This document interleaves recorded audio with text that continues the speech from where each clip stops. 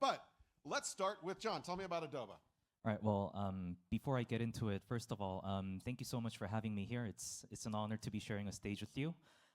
So about adoba, adoba stands for Admire One's Brave Adventure, meaning that we're admiring and trying to help the brave adventures and the challenges that all the content creators have to face. And currently, we offer a SaaS platform called Adoba Row that helps content creators maximize their content revenue by helping them expand to Chinese platforms. All right, so we'll talk about that. So I make content on LinkedIn. I've got some stuff on YouTube that nobody looks at. So I could you guys would just put it into China and I'd be a millionaire? Well, not all the time. Not all the time. Okay, but tell me about how this works. So you're a creator, you've got a corpus of content, you're thinking, I want to go to China. First of all, if you're a Western creator, what are the barriers to going to China, and then how do you guys solve that problem? Right. So China, being this untapped but yet such a closed market for foreigners, there are a lot of things that you have to, I would say, overcome. So first of all, like in principle, you would need a Chinese ID to create an account and open a channel on one of those platforms. And second of all, how hard is it to get a Chinese ID? I mean, I can't tell. like if you have a Chinese friend, like it's gonna be easy. It's not easy. You no, have to it's be a not. resident. It's not. Or you it's have not. to have a good friend. Okay, Yeah. So I have no Chinese ID. What's next? Like if you somehow manage to get around that part, there are just like countless platforms in China, and like they all have different regulations and policies that you have to know in order for you to, let's say, prevent yourself from getting banned or like throwing yourself into any issues. But like as a foreigner, it's going to be very difficult to keep up with all of them, right? Yeah.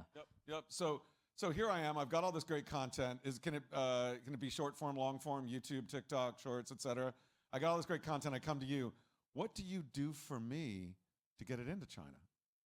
Well, we actually support a lot of different areas, but because we're focused on like localization, I want to focus more about that. Let's say, for example, if I'm a YouTube creator and I'm trying to expand my content into other platforms like Snapchat or Facebook, then I can't just simply copy and paste whatever I have on YouTube and just upload directly. Because like for different platforms, there are different types of titles that work, different formats of videos.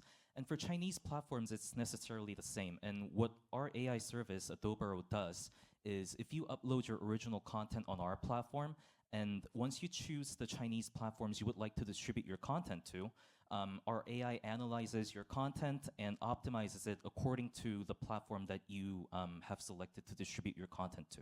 How many platforms do you work with in China? So currently we're partners with 12 major Chinese platforms, and our service currently supports 8 of them. So I put my content on your platform.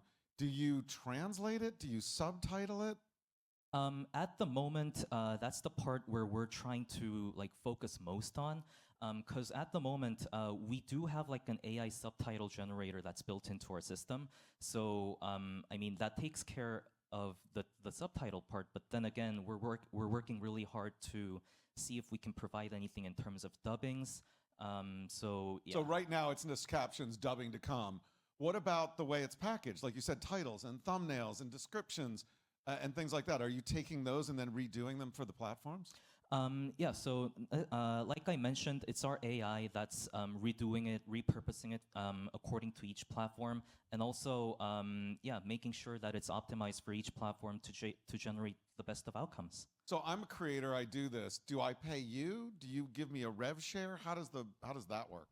Right, so I think it works best to put it in both ways. Okay. So we're a SaaS platform, so we essentially require a subscription fee for creators or agencies that are looking to use our platform. And then once a creator or an agency is trying to settle the generated revenue, before we do that, we take care of like the tax payments in China. And along with that, we do take like a 5 to 10% commission fee for us of handling the tax payments, and that's pretty much it. The rest of the revenue goes to the creators. So any revenue that comes in, is it primarily like pre and post rolls and things like that, or can they do like in-video sponsorships and things? Like again, it's like, so first of all, like revenue within Chinese platforms, like it depends on what platform you're talking about, but revenue is generated mostly based on CPMs, like just like YouTube. So that's going to be the primary revenue source. And yeah, like you mentioned, you can also do like in-video sponsorships as well. So are you just doing English content, or are you working with other languages? I mean, you're a Korean company. Are you doing Korean and English and other languages? Like, what are you doing there? Right. So we started in 2018 in South Korea, so we're based in South Korea, and we just decided to globalize our service last year. As of now, we're working with a little over 1,200 creators across 17 different countries. Okay, and different languages too. Yes, yeah. in different languages. Yeah, I know you're coming into the U.S. because that's how we got connected. So I know. It's very cool. So for creating content for China, like you're a creator, what's the best kind of content? Is it humor, challenge videos, how-to? What works best in your experience? So I don't really want to narrow it down in terms of category, but I would say any content that sort of like goes over the lingual or the cultural barriers always tends to work really well. And to go into a little bit more detail, I would say, again, depending on which platform you're talking about, but like some like energetic, dynamic, fast-paced content always seems to work better in China. So the challenge editing stuff that Mr. Beast does and other people, and Yep. I mean, I noticed Mr. Beast went to Billy and other things, not using you guys, and he's using somebody else, but that's the sort of example of things that do work. Yes, exactly. Yes. So when you think about this whole process, where does it go from here? I mean, do you think it's additional languages, a different type of stuff? It's obviously you want to dub, and for a creator that's got, all right, well, first, where are you going to go from here? And then I want to ask you my next question. Right. So just recently, I think it was around 2 months ago, we were able to seal a partnership with an agency called Viral Nation, which was like a really big landmark achievement for us because they manage some of the top global content creators out there, and hopefully, we're hoping to, let's say, start building a presence based on that partnership and expand to many other, let's say, regions. I would say, yeah. Yeah, and how much money? Like, if a creator is doing a bunch of content for you, if they get big, how much money do you think they could make? I guess like because China like has so many viewers and so many platforms, like the potential is limitless. But just to give you like a glimpse of how much you can get is probably like I said, they also operate based on CPMs, but their CPMs tend to be a bit lower than YouTube. But like I said, just like how we have YouTube, Facebook, Snapchat, etc., there are like so many Chinese platforms that creators can just hop onto and distribute content. And if you like, let's say, sum up all of those revenue that's being generated from all of those platforms, then the sum could be massive. Yeah. Okay. So real quickly, in 1 minute, do you have a case study example? You don't have to name the creator, but somebody who's come in and kind of what their results have been.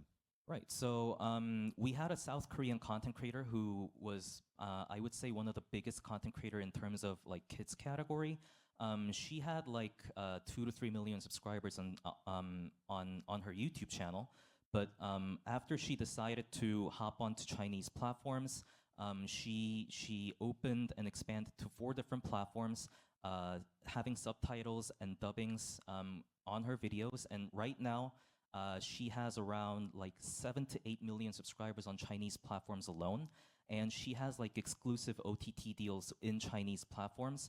And from what I know, she's earning way more in China than what she's earning on YouTube. Cool. Opportunity's big. Thank you very much, John. I want to bring up Michael. All right. We're going to continue talking. He'll be back in 10 minutes. Michael, thank you for being here. Lyuno, tell me about Lyuno. What do you guys do? So our core business is just localizations. We are the leading provider of subtitle and dubbing in the media industry. So our biggest clients are Netflix, Disney, Amazon, basically the who's who OTT platform globally, as well as regionally like View and all that. So you take things like SpongeBob SquarePants and put it out around the world, right? That's correct. But this is not a show, and we're not talking, this is not SpongeBob matters, this is creators. So what do you do for creators, and how have you expanded into working in the creator world? So that is the traditional business. So we have since moved into the new media. So we help major influencers on the YouTube space to localize the content into multiple languages. So YouTube recently started this multi-audio track. So we were part of that program. Okay, so talk about that for a minute. I'm a YouTube creator, and let's say I do a bunch of 10-minute, 15-minute videos. You guys will take my content, and what do you do with it? So we take the contents and we dub into whatever languages that you want. So basically, we need a clean video, and then we need an English script. I'm assuming an English creator. And then from there, you can localize, in this case, dub, into any languages that you want. Are you using AI to do it, or using humans, or a mix of both? We're using human. Okay. So we have creators out there who use AI, but the AI technology today is not good enough. Yep. So it actually doesn't help the brand. So you've got humans out there creating the audio tracks. Yep. How many different languages? We can do up to 80 to 100 languages. 80 to 100 languages. And so when I'm a creator, I do that. I send it to you. How long does it take to get those dubs back? So the difference between the traditional media and new media, I mean, Disney and Netflix of the world give you like 2 to 3 months to do a dub of a long form. But creator, you need to do it within 1 week. So that's the challenge. Yeah, I was talking to Mr. Beast president. He said they turn stuff around in a day or two, right? I mean, it's Something like that. crazy. So you are working with some of the top creators in the world. Talk about who you can talk about. Tell me who you're working with, and give me any sort of insight, case study, et cetera, of how that works. Yeah, so we work with really big creators, and I think the most recent case will be Mark Rober. So those of you who follow How many people know Mark Rober, engineer, amazing. NASA engineers. Yep. So basically, when we started working with him, he was probably around 25 million subscribers. This is 8 months ago. So today, he just passed 51 million subscribers. So it's been proven that we dub into 13 languages for Mark Rober. So, and just to be clear about what it's like on YouTube, you do the dubbing, and they release the video, one video on one channel with multiple audio tracks, right? That's correct. And so that allows you to build up the number of subscribers on your own channel. I know when Mr. Beast started, he was doing Mr. Beast in Spanish, Mr. Beast in different languages. Why would you do separate channels for different languages versus doing one channel with all of the dubs on the same channel? So in the past, YouTube doesn't have that feature. Right. So that's why you have all this separate channel. But since then, YouTube has allowed a creator to have multiple languages. So far, I think maybe 20 languages. So we don't know what the limit is. Is there any reason to create separate channels for different languages now, given that you can do it all that way? No, I don't think so. All right, so I'm a creator. What does it cost to do this? Like if I want to get, let's say I do, an hour a month and I want to get it translated into one language. You don't have to give me exact cost, but like we're talking hundreds, thousands, millions? No, so we not charge per minute, right? So it depends on what language. The most expensive being French, German, Japanese.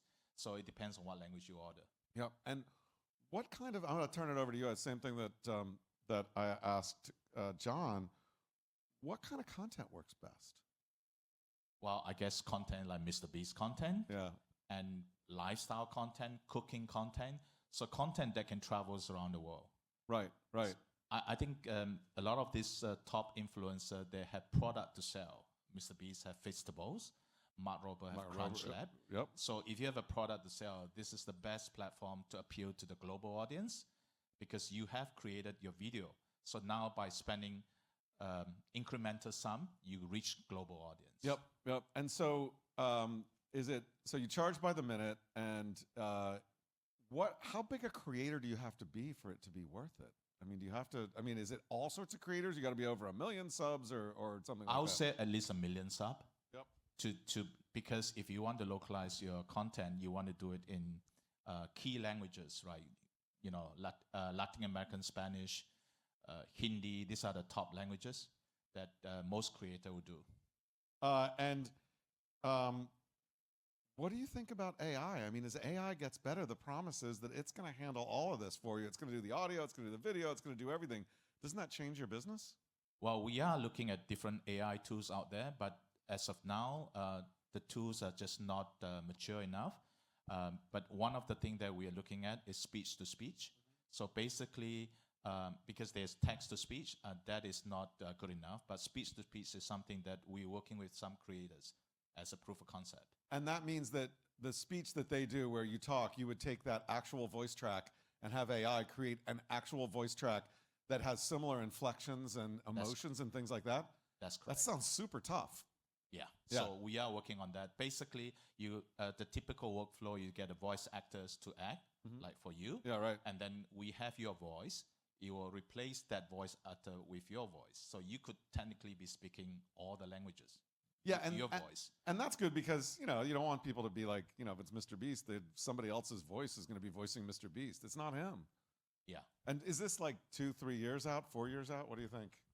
I would say 2 to 3 years. 2 to 3 years? Last thing for you. So where do you think it changes from 50% of your business being with traditional media and 50% with creators? Because it's fairly new now. Do you see this as a thing that happens in 5 years, 10 years, or don't know? Well, right now, majority of business is still traditional. Yep. So this new media is a new business, but we can see a huge potential for this new media business for localization. Yep. And you are a leader in the world in localization for larger media, and it's great to see you coming in, and it'll be interesting to see how the costs come in. Okay, John, come on up. We're going to talk a little bit about the opportunity for AI, because we talked a little bit about it here, but I'm really fascinated about this. One of the things that, you know, we talked about AI a little bit, but John, what do you think about AI and the opportunity for AI to sort of make it so that a creator can wake up anywhere, make content, and maybe not automatically, but pretty much reach everywhere in the world with language dubbing? Is that a dream, or is that coming true? Well, I'll probably have to refer to Michael because I think he's the expert in that area. All right, yeah, but okay. But like personally, I think, you know, AI will be everywhere, but I think the matter of a question is, you know, how high quality can it get? Yep. Yeah. So Michael, what do you think? Well, I don't think today AI is ready for dubbing. Yeah. So like I said, we have creators who try that and launch it on YouTube, and they have to take it down because it's all about retention. It's so bad quality that you're better off not having AI dub. Yeah, because bad AI is bad. Yeah. And you know, it's like, oh, we're good. We're going to get, you know, 98% of the words right, but if 2% of the words are wrong and they're the wrong words, that could be really bad, right? So I think the way to go is a hybrid of AI and human. Yep. So that's what we do. Yeah. Well, so let's talk about the different things and the challenges involved at each one. So translation, it seems like translation's getting there, right? Yes, for subtitle, yeah. And you guys are working on it as well. So it seems like translation, subtitles, that's going to be easier. That'll probably be the first one to get to, right? John, what do you think about that? I mean, you guys, like I said, you're working on it. You're getting closer. Yeah, like we're looking into many different tools. We're doing a lot of trials. I think for like translation and subtitles, the AI technology has really improved quite a lot. I think the hurdle, like the biggest hurdle at the moment is about, you know, like getting the contextual things correct. So we'll have to see. What about synthetic voices? I mean, there's like 11 labs. We were talking about that a little bit in the session before. They're doing a good job right now, but do you see synthetic voices as being something in the next year or two? Go ahead, John. Go ahead. Yeah, maybe. Like I think what's going on in 11 labs is amazing, and like who knows? Like AI is developing so fast these days. So in a year or two, like yeah, definitely, I can see it happening. What do you think? Yeah, I certainly think this AI, you know, maybe within the next couple of years, you can see a big leap in technologies, and that's where it will be widely adopted. So one of the other things that is out there, and some people are starting to do it, is lip dubbing, right? So you can actually, when you're doing, you know, voices and translation, but you can actually change the video so the mouth moves as if it were speaking that other language. That seems like a little bit of a stretch right now, John, but where are we going? Or Michael, where are we going? Give me a sense of what you think. Okay, Michael, what do you think? I think that I'm not sure that will be, is it economical to do on a big scale? It's going to be expensive, yeah. It's going to be expensive. I mean, we're seeing like those Sora videos that we've seen, a minute-long Sora video takes a half hour to do. Yeah. And probably a very expensive amount of compute power. So changing every single frame to do that sounds like it might be technically feasible, but not financially feasible. Yeah, and not just financial, but speed, because they need it to turn around fast. So you don't have the luxury of time to spend time in the editing room. And what about emotion? I mean, you know, it's really easy. I want to translate something like this that's all deadpan. But if you want to, like, everybody, come on over here. I mean, how do you do that with a computer? So I just think that the way to go is speech to speech. Yep. because you get a human to come in actor to act, to voice, and you replace with the original voice tag. Got it. Yeah. So you can do that. So, all right. So I have this vision, and just give me a sense of how long it will take. Anyone, anywhere in the world wakes up and can automatically translate to anyone, anywhere in the world a video that they do relatively quickly. Like I upload to YouTube, and it's available in 80 languages around the world in a couple hours. Is that a dream that's never going to happen? I think it's going to happen. When? My guess is 5 years. 5 years. What do you think? Yeah, my guess is also the same. Like 5 years we'll get there. Just what matters is quality, I would say. Quality, yeah. Yeah. How does that change your business, John? I mean, when you can do that, you've got these links into China. You can go out in all these different places. You're basically saying, we're just going to put you in, one of the biggest country in the world, billions of people. That's huge if you could get to that point, right? Yeah, especially with the dubbing part, having that within your video is such a crucial part when it comes to entering Chinese platforms. And if that process becomes easier, then it's going to be a massive game changer for us and the creators that are using our service. Yeah. So I have this sense that there are probably some bad stories of localization out there. Can you guys give me, if you have one, give me not a case study, but just a story about this was somebody or sometime that pushed the edge and it didn't work. Who's got a horror story? Come on, John, you gotta have a horror story out there. You don't have to name the names. Well, yeah, I mean, nothing comes up to my mind at the moment. Okay, what about you? This is a very classic story. So, the rapper 50 Cent?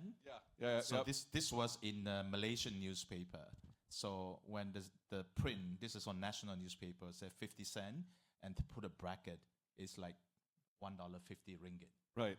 Oh, yeah. As in, to the audience. Yeah, okay. That's not really the case. I don't know the translation that well, but I get a sense it's not. Got him over here wants to ask a question, so I'm going to run over here with the mic and give it to him. Yeah, go ahead. No, not a question. I was essentially saying that everything Google takes out with Bard is pretty much quite embarrassing, and they've made quite a lot of mistakes. So one just needs to search that, and you find a lot of different mistakes that they made with AI.